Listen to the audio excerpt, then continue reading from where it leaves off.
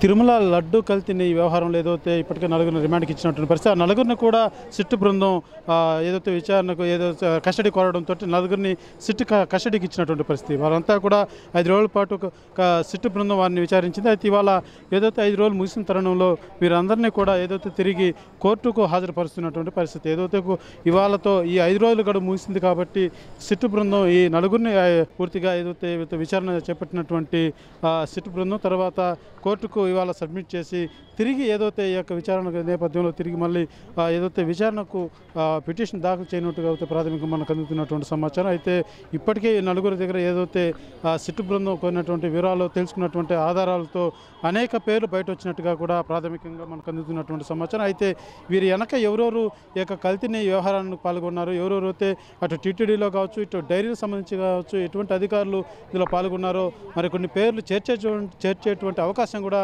చాలా స్పష్టంగా కనబడుతున్నటువంటి పరిస్థితి. అయితే ఈ యొక్క కల్తీ వ్యవహారంలో ఇప్పటికే ఈ యొక్క సిట్టు బృందం పూర్తి దర్యాప్తు చేపట్టిన నేపథ్యంలో ఈ యొక్క ఏదైతే కోర్టు నుంచి కూడా ఈ నలుగురిని కూడా పూర్తిగా కస్టడీకి కోరడంతో 5 రోజుల పాటు కస్టడీకి ఇచ్చినటువంటి నేపథ్యం. ఇవాళ 5 రోజుల కస్టడీ ముగియడంతో వీళ్ళని కోర్టుకు సబ్మిట్ చేసి తిరిగి మళ్ళీ కస్టడీ కోరేటువంటి అవకాశాలు అయితే కనబడుతున్నాయని చెప్పాలి. ఏదైతే మెయిన్ ఇంకొక 2-3 పేర్లు అయితే ప్రధానంగా వినబడుతున్నటువంటి పరిస్థితి. ఇంతటికీ ఆ పేర్లు ఎవరు అన్నది మాత్రం క్వశ్చన్ మార్క్గానే మిగిలింది.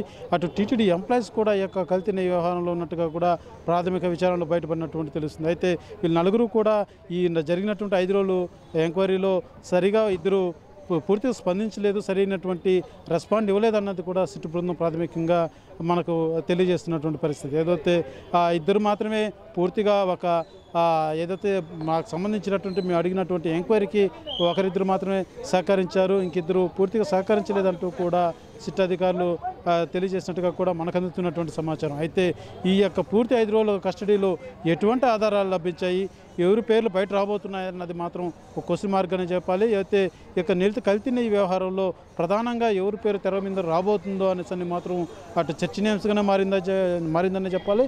అయితే తిరిగి ఇవాళ ఏదైనా కోర్టు మళ్ళీ వీళ్ళని సిట్టు బృందాన్ని కస్టడీకి అప్పచెప్పేటువంటి అవకాశం ఉందా లేదనేసి మాత్రం వేచి చూడాల్సిన పరిస్థితి మాత్రం నెలకొందనే చెప్పాలి. కెమెరా పర్సన్ కోటితో సురేష్, RTV, తిరుపతి. మరిన్ని వీడియోస్ కోసం ఛానల్ ని సబ్స్క్రైబ్ చేయండి. లేటెస్ట్ అప్డేట్స్ కోసం వాట్సాప్ ఛానల్ ని ఫాలో అవ్వండి. ఆ లింక్ డిస్క్రిప్షన్ లో ఉంది.